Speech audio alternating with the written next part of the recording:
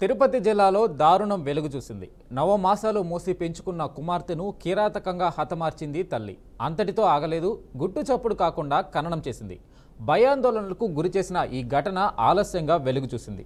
యువకుణ్ణి ప్రేమించిందనే కోపంతో విషం పెట్టి కుమార్తెను చంపుకుంది. చంద్రగిరి మండలం నర్సింగాపురంలో ఈ ఘటన జరిగింది.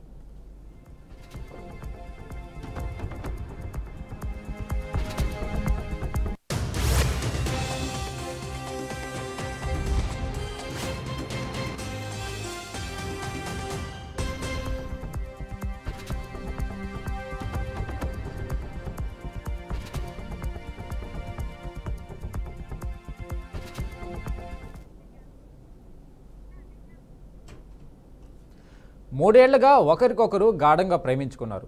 కలిసి కలకాలం సంతోషంగా జీవించాలని కలలు కన్నారు. వారి కలలకు కులం అడ్డు వచ్చింది. అమ్మాయి మైనర్ కావడంతో అబ్బాయికి శాపమైంది. బాలిక తల్లిదండ్రుల ఫిర్యాదుతో ఆ యువకుడిపై ఫోక్సో కేసు నమోదైంది. ఇంతలో బాలిక గర్భం దాల్చడంతో తల్లి నాటు వైద్యం చేసి అబార్షన్ చేసింది. అప్పటికే జైలులో ఉన్న ప్రేమికుడిని చూసేందుకు తరచూ వెళ్లి వచ్చేది మైనర్ బాలిక. 4 నెలలు జైలు జీవితం గడిపి బెయిల్పై బయటకు వచ్చాడు ఆ ప్రేమికుడు. అయితే మళ్లీ ఇద్దరు కలుసుకున్నారనే కోపంతో బాలిక తల్లి మళ్లీ మైనర్ అమ్మాయిని వేధింపులకు గురిచేసింది. అంతటితో ఆగకుండా చంపాలని డిసైడ్ అయింది. అనుకున్నదే తడువుగా పక్కా ప్లాన్ ప్రకారం వారం కిందట బాలికను చంపి గంటల వ్యవధిలో ఖననం చేసింది.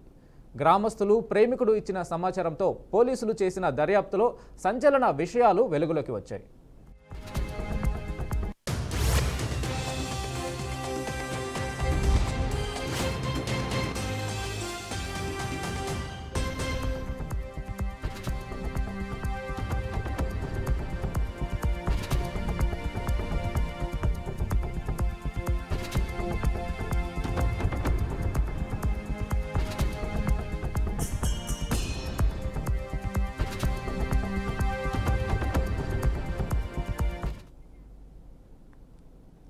తిరుపతి జిల్లా చంద్రగిరి మండలం నర్సింగాపురం గ్రామానికి చెందిన కిషోర్, సుజాతలకు 17 ఏళ్ల లిఖిత ఉంది.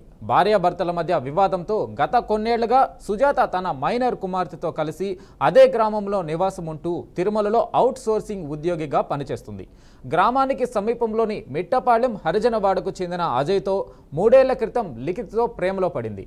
అజయ్ తమ కుమార్తెలను లైంగికంగా వేధిస్తున్నాడంటూ ఏడాది కిందట బాలిక తల్లి చంద్రగిరి పోలీసులకు ఫిర్యాదు చేసింది. దీంతో అప్పట్లో పోలీసులు అజయ్పై ఫోక్సో కేసు నమోదు చేసి జైలుకు పంపారు. అజయ్ రిమాండ్కి వెళ్లిన కొద్ది రోజులకు బాలిక గర్భం దాల్చినట్లు తెలియడంతో అప్పట్లో కుటుంబ సభ్యులు గుట్టు చప్పుడు కాకుండా బాలికకు ఇంట్లోనే అబార్షన్ చేశారు.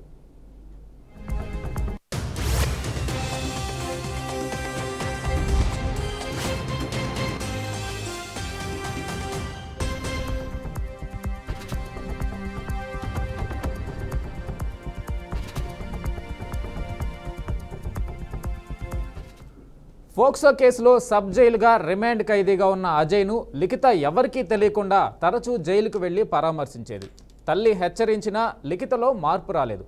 ఈ క్రమంలో అజయ్ జైలు నుంచి బెయిల్పై బయటకు వచ్చాడు. దీంతో లిఖిత తల్లిలో ఆవేశం కట్టలు తెంచుకుంది. మళ్లీ లిఖితను వేధింపులకు గురి చేయడం మొదలుపెట్టింది. గత వారం లిఖిత అనుమానాస్పద స్థితిలో మృతి చెందింది. ప్రియుడు అజయ్ పోలీసులను ఆశ్రయించారు. తనను ప్రేమించిందన్న కోపంతో పేరెంట్సే చంపేసి ఉంటారని ఫిర్యాదు చేశాడు. దీంతో తల్లిని అదుపులోకి తీసుకున్న పోలీసులు తమదైన శైలిలో విచారించారు. అప్పుడు అసలు నిజం ఒప్పుకుంది. తానే తన కూతుర్ని చంపేశానని చెప్పడంతో పోలీసులే షాక్ అయ్యారు. వేరే కులానికి చెందిన వ్యక్తిని ప్రేమించిన దానికే చంపినట్లు లిఖిత తల్లిదండ్రులు ఒప్పుకున్నారు. దీంతో అరెస్టు చేసి కేసును మరింత లోతుగా విచారిస్తున్నారు. లిఖితను దహనం చేసిన చోట ఆమె అస్థికలను సేకరించారు. టెన్త్లో లేచిపోయి వెళ్ళిపోయినాం. ఆ అమ్మాయి టెన్త్లో ఉన్నప్పుడు నేను ఇంట్లో ఉన్నప్పుడు డైరీలో ఉన్నప్పుడు లేచిపోయి వెళ్ళిపోయినాము. వాళ్ళమ్మ వాళ్ళు ఒక 4 రోజులు మా కోసం ఎంక్వైరీ చేసి వెతికి పట్టుకున్నారు. మళ్ళీ పట్టుకుని స్టేషన్ కంప్లైంట్ ఇచ్చినారు. మా తర్వాత మళ్ళీ కాంప్రమైజ్ మళ్ళీ రికమెండ్ చేశాను. అటు నుంచి మళ్ళీ నేను కొండ మీద జాబ్ చేసుకుంటూ అటు వెళ్ళాను. ఇద్దరం కలుసుకొని